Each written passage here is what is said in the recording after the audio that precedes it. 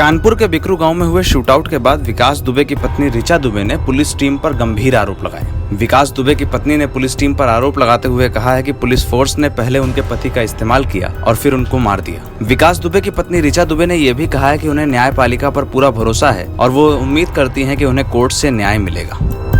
विकास दुबे के एनकाउंटर के 12 दिन बीत जाने के बाद ऋचा दुबे ने एक स्थानीय अखबार से बातचीत की। कानपुर के एक स्थानीय अखबार को दिए गए इंटरव्यू के दौरान विकास दुबे की पत्नी ने कहा कि जिस रात 8 पुलिसकर्मी बिकरू गांव में मारे गए थे, उस रात विकास दुबे ने उन्हें फोन किया था। रात करीब 2 बजे फोन करने वाले विकास दुबे ने उनसे कहा कि वो लखनऊ वाले घर से तत्काल भाग जाएं। विकास दुबे ने अपनी पत्नी को ये बात भी बताई कि बिकरू गाँव में कई पुलिस वाले मारे गए। ऋचा ने बताया कि पति के फोन के बाद वो तत्काल लखनऊ वाले घर से भाग गई। हालांकि ऋचा ने ये नहीं बताया कि इस दौरान वह कहाँ गई।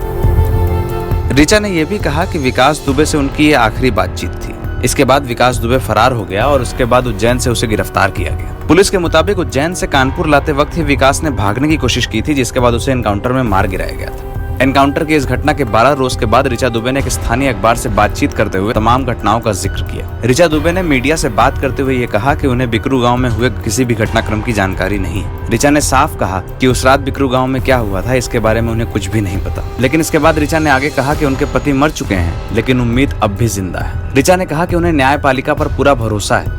ऋचा ने कहा विकास दुबे अपराधी हो सकते हैं, लेकिन वो एक ख्याल रखने वाले पिता और पति थे। वो अपने दोनों बच्चों से प्यार करते थे। मुझे हर महीने खर्च के रूप में 40,000 रुपए भेजा करते थे। मेरा बड़ा बेटा शांतनु रूस में चिकित्सा की पढ़ाई पढ़ रहा है। इसके अलावा आकाश 12वीं की परीक्षा में 90% अंक हासिल कर चुका है।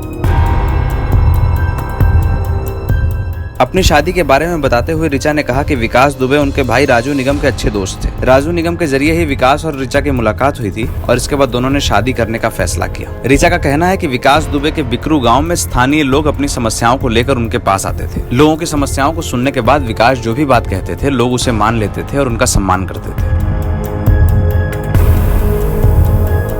ऋचा दुबे ने यह बताया कि विकास दुबे ने अपनी आपराधिक पृष्ठभूमि से परिवार को दूर रखने के लिए ही लखनऊ में एक मकान बनवाया था। इस मकान में ऋचा और उनके परिवार के लोग रहते थे। ऋचा ने कहा कि विकास दुबे चाहते थे कि उनके बच्चे कभी अपराध की जिंदगी का हिस्सा न बने। विकास का मन था कि उनके बच्चे पढ़ाई करें और बेहतर जिंदगी जिएं।